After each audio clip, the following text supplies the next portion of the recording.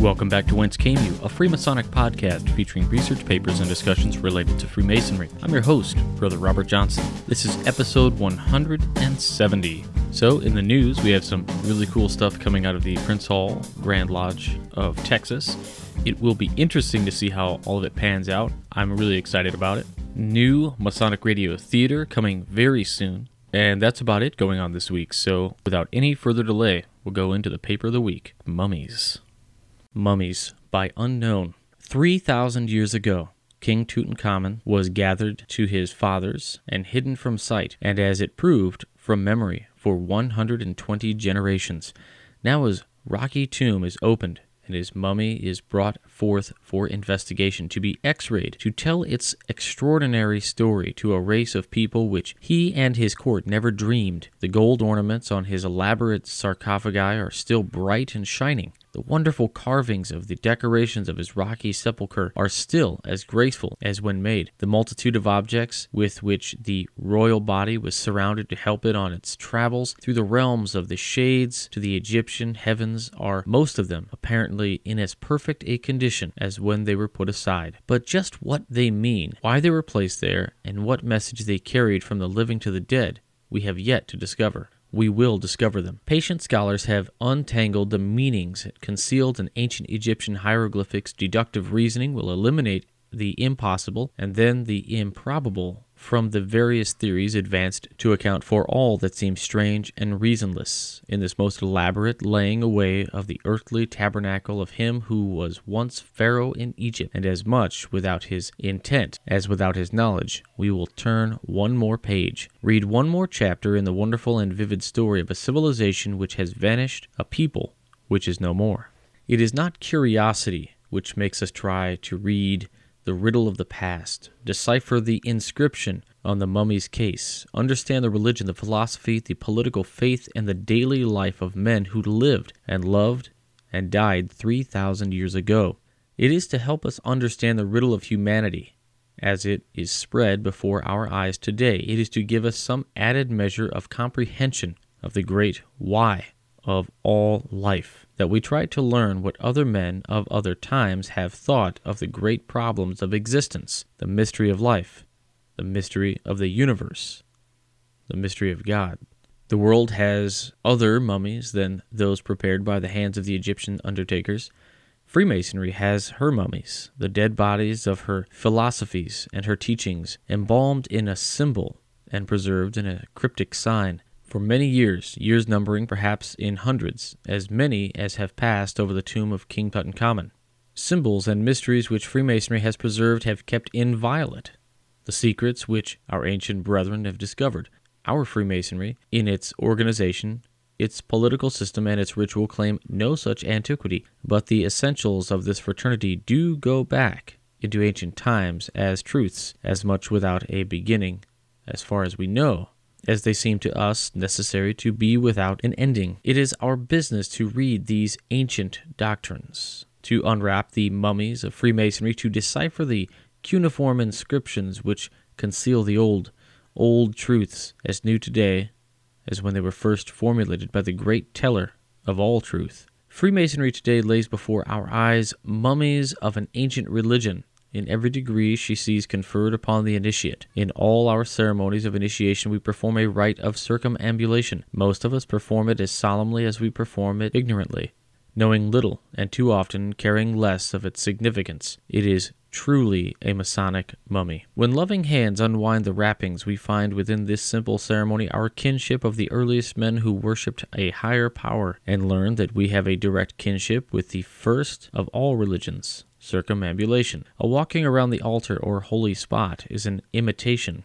Early man worshipped the sun, which kept him warm, which defended him from wild beasts, which made his grain to grow and smiled benignly upon his life. When his God was angry, he hid his face. When he was grieved, he wept tears which were rain. When he was contented with his people, he shone full upon them, and traveled slowly, majestically from the east to the west, by way of the south. His bit of fire on a rude altar of stones was early man's first attempt to bring his God close to him. His slow walk about the altar from east to west by way of the south was his imitation of the course of his God through the heavens. All people of all lands and all religions have walked about their place of divine habitation, and always they, as did their first worshippers, travel from east to west by way of the south.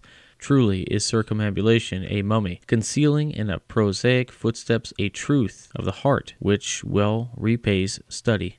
In the fellowcraft degree we pass between the pillars, which are emblematic of those which stood upon the porch of King Solomon's temple. Modern scholars find this mummy which not all their skill has succeeded completely in unwrapping, but enough of the ancient body of the truth has been discovered to make us marvel at the gentle wisdom which made this a part of Freemasonry. From Holy Writ, we learn that the significance of the pillars was an establishment of strength. Learned translators approve our belief that the quote-unquote porch probably meant arch rather than the place of refreshment. But the arch itself is significant. It is the mummy of the ancient belief that heaven was an arch, or curved structure above the earth. Our symbolism then supports heaven, a place of happiness, only by established strength, and establish, and quote-unquote establish, is but another name for control. Strength or power, which is established or controlled, is illustrative of the principles of balance, which in turn is in the underlying fundamental law of all we know of the universe, of all we learn in scientific investigation, of all we discover of the why of things. The earth is balanced in its orbit about the sun by the pull of the gravity on one side, the force we call centrifugal upon the other. The explosive force, which is the incomprehensible speed of the electron about the nucleus, the whole making what we call an atom of matter, is balanced by that other strange force we term cohesion, which keeps the atoms together and makes them form an apparent indestructible and inert matter. Love of life and selfishness are balanced against love of our fellow man and altruism. Wherever the balance is upset, some sort of chaos follows. Wherever it is preserved, peace and order result. Our pillars, then, as the mummy of the dead body of the ancient belief in the efficacy of balance, as the controlling and dominating power which rules all life, all things, all idea, is one well worth attention within tiled doors. He who takes off the wrappings of time and discovers through wall after wall laid about it by the years, the inner meaning of this carefully preserved truth is one with the wise scientific who reads painstakingly and lovingly whatever he may of the riddle which is in the coffin of the long dead Egyptian pharaoh. Among the many mummies of truth in Freemasonry is that of the body of ethics, standard of conduct. Freemasonry teaches in words that a Freemason must square his actions by the square of virtue, that he stand erect as invoked by the plumb. But for all the apparent plain instruction, here is a dead body of truth awaiting the reviving touch of understanding. Level and plumb are matters of longitude and latitude. What is level in New York is angular in London. The earth is a sphere, not a plane. What is level is coincident with a tangent to the face of the sphere at the place where the level is. The Woolworth Tower in New York and the Eiffel Tower in Paris are both plumb to the surface of their respective localities, but they are not parallel to each other. So a square made by a level and a plumb in one place, under one set of circumstances, may not be a square in some other place and under some other circumstances. The Parisian has no moral right to condemn the Woolworth Tower because it's not parallel to the Eiffel Tower. The New Yorker cannot truthfully contend that the base of the Nelson statue in Trafalgar Square is not level because a line drawn parallel with it would not coincide with the base of Grant's tomb on Riverside Drive. Each is level for its location, as each tower is plumb in its place of erection. We must square our action with the square of virtue, which is our own time, our own place, our own ideas, not by those of others. To contend that there is but one square of virtue, one level, one plumb for all people of all times, is at once to arrogate to ourselves the only real possession of the truth, and to miss completely the hidden meaning in the mummy, which is the symbol. But if we erect our buildings and our characters square, our foundations and our actions stand, our towers and virtues by the measure of our own tools, our own consciousness, then indeed do we begin to see the ancient mummy fill out to a lifelike proportion, and the hue of life tinge the long-dried flesh of a symbol which was old when Tutankhamun was not yet born. We are taught in Freemasonry that logic, one of the 7 liberal arts and sciences, is highly important. We are also taught mathematics and geometry, or masonry, and that the study thereof makes a wise Freemason. Yet mathematics can be used to demonstrate as a truth that which is false, and logic can be twisted to prove as fact that which is fancy. Let him who doubts this consider this argument. Take as premise the statements that space is infinite without limits, and that the earth moves about the sun. The first we believe, the second we prove with a telescope as well as a common experience. It follows logically that the earth moves in space. If the earth moves in space, it must proceed from some point or location to some other point or location. So much seems perfectly demonstrable. Yet if space is infinite, we cannot conceive motion in it without respect to it, because anything that exists in limitless space must be considered as without relation to limits which do not exist. To move in limitless space is to become nearer to something and farther from something else. If there is no something else, obviously there can be no motion in relation to space. The same argument is applicable to time. We consider ourselves, our race, our earth, as moving through time from something we call the beginning toward we know not what. But we cannot move in time without getting farther from the beginning, and at that same time approaching what is connoted by a beginning that is an ending. Yet if time had a beginning, what was before it? And if it has an ending, what comes after? According to logic, we can move in neither space nor time if both are infinite. We cannot conceive of either. Either are infinite. We cannot conceive of them as finite, yet our common experience and our scientific measurement tell us that we do move in both space and time. Here both logic and mathematics fail us. They are truths which neither the mind nor any tool of mind can appreciate. Logic, mathematics, and geometry become to us as Freemasons less realities than symbols. They too are mummies, yet to be unwrapped, yet to bring to us the meaning concealed within them. It is no argument to say that what is concealed in a symbol must have been known to him who first concealed it. Those who wrapped the body of the dead Egyptian king in his vestments to preserve it with injections of bitumen and sweet spices of the East knew nothing of what they did, save objective reality. Not for them was this preservation to be a great book to be read by the civilization yet to come, nor for them was his tomb to be a museum, his objects of gold to speak to us of today, of the lives, their times, their loves and deaths. They did but preserve their dead. It is we who have made that simple preservation a tool with which to learn. He who puts mathematics, geometry, and logic into the body of Freemasonry may have had no knowledge that he was inspired to place their symbols, which are mummies, for us to unwrap. He did but add to the ritual of the degrees a suggestion of knowledge which seemed to him all thinking men should have. Those who embalmed King Tutankhamun and William Preston and his contemporaries who wrote our fellowcraft degrees built better than they knew and gave to us more than they suspected. What we do with these, our mummies, depends on our wit, our skill, and our willingness to study. But even as King Tutankhamun, long dead, cometh back from the halls of Amenti to teach us today what ancient Egypt knew of life and death. So come back to us, the gentle shades, which are the spirits of mathematics, logic, and geometry, as considered in Freemasonry, to teach us if we will but learn. Wisdom is not of any one age or clime, but universal. Only by patient thought and study can we hope to understand what Freemasonry really means. Even as the Egyptologist with reverent hands reads the riddle of long-gone years and what those years have not destroyed, so may we, as Freemasons, read the riddle of long-preserved truths in the mummies of Freemasonry as we unwrap them today. All right, now comes the time in the show when I ask you to support this show. We have a few main ways of doing that.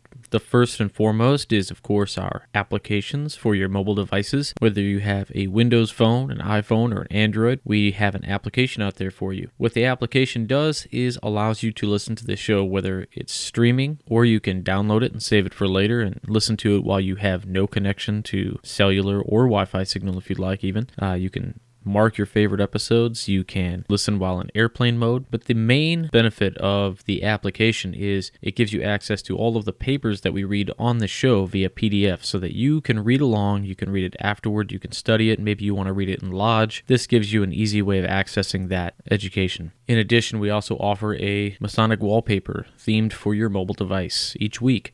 So this is episode 170, so there are about 170 papers, and I know there are 170 different Masonic wallpapers for your iPhone, Android, or Windows phone. The second way you can support this show is through a purchase on onnit.com. So if you're into healthy living supplements, CrossFit, workout equipment, all of that is available on onnit.com. And if you use the checkout code WCY when you click through, you will get 10% off your order, and they send a little bit back to the show to help keep the lights on. The third way is, of course, through freemasonryart.com, where you can purchase Masonic artwork and aprons, handmade, and you can even get custom artwork on those aprons. You're going to want to check out freemasonryart.com and use the checkout code WCY when you check out. It is run by Brother Juan Sepulveda, who is the man behind the Winding Stairs podcast, as well as a co-host with me on the Masonic Roundtable. So you're going to want to check that out. The last way and the most popular way is a PayPal donation. Whether you donate $2 or $1, doesn't really matter what it is. However, on PayPal, you pick the amount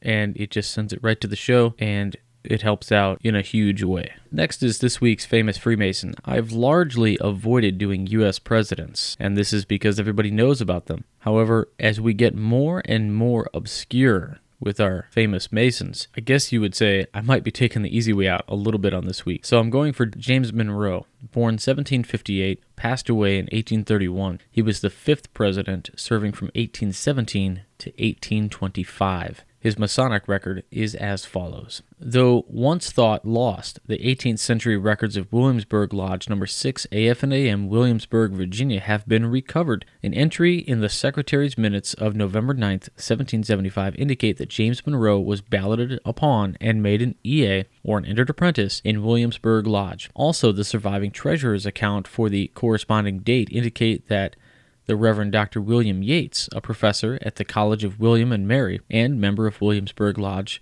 paid to the lodge a total of £4, the fee for initiating James Monroe, a student at the college. Although not yet 18, the age of admission was at the discretion of each lodge at the time. Although unproven, it is generally accepted that Monroe may have taken other degrees in St. John's Regimental Lodge in the Continental Army. Again, he was made a Mason on November 9th, 1775 at Williamsburg Lodge No. 6, Virginia.